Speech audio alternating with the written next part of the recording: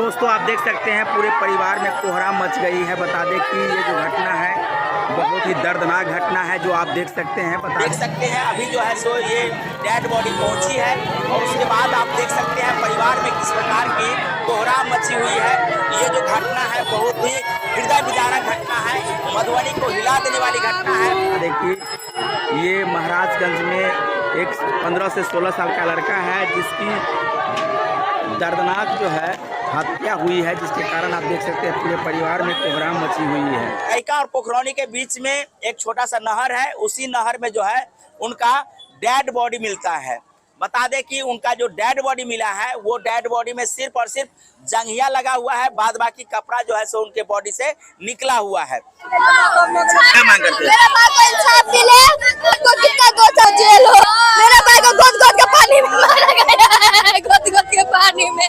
वहाँ का आदमी बोलता है गोद-गोद के पानी में मारा गया है, दूसरा आदमी बोलता है गोद-गोद के पानी में मारा गया है। देख सकते हैं डूबेगा तो घेट मरेगा, डूब कर मरेगा तो पानी निकलेगा, एक बूंद पानी नहीं निकला है। नहीं पोस्टमार्टम होकर आया है तो उसमें भी कुछ पता चलेगा ना? चलेगा, जरूर चलेगा, जरूर। मौत यदि डूबने से होगा तो पानी बॉडी के अंदर में होगा। यहाँ का लोग जनता जो निकाला वो बोल रहा था हम निकाले बउआ का, आपका बउआ का घेट नहीं था। क्या कहना चाहेंगे आप लोग? नहीं हम लोग तो कहना चाहते हैं कि हमारे बच्चा को नहीं चाहिए, जो लड़का ले गया उसको परवाह मत करो, पूछताछ कर दो। दोस्त सबका कुछ नाम तो होगा ना? फोटो है सारा, हम इसका मामी नाम नहीं जानते हैं। अच्छा, उसका गाड़ी पर परिवार का फोटो भी वहाँ गया है तो हम लोग स्पोर्ट पर जेट पर गए हैं तो वहाँ का लोग का कहना हुआ है, घटना हुआ है। देखिए सब लड़का हल्ला करते हुए भागा है। अब भागने के बाद एक लड़का ने वो भी भागा है तो गाँव वाला पीछे से उसको पकड़ लिया है। तुम कहाँ जा रहे हो? उसको तो हम लोग नहीं जानते कहाँ खड़ा, तुम उसको कहाँ से लाए? मतलब हुआ कि जो उनको मार करके जो है सो वहाँ से वो लोग भाग रहा था।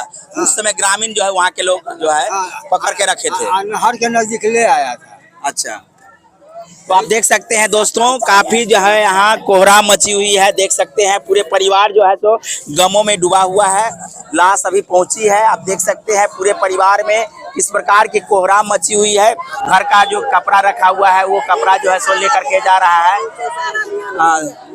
कल पौने 9 बजे निकला, 12:28 में हमसे बात हुई तो बोली दीदी स्कूल में एग्जाम चले हैं, आधा घंटा बाद छुट्टी होते। अच्छा। उसके बाद मेरा भाई नहीं आया, फोन किए नहीं आया, इसका कोई दोस्त फोन नहीं किया। तो आप जो है आपका भाई का परीक्षा था क्या? हाँ परीक्षा था। क्या बजे तक परीक्षा था?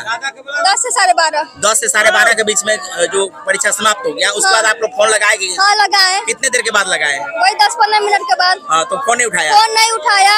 अच्छा, उसके बाद नहीं हम लोग को पीयूष कॉल किया, नहीं रोशन कॉल किया। इनका दोस्त है ये सब? हाँ दोस्त है सब। अच्छा, उन लोग फोन नहीं किया? कोई फोन नहीं किया।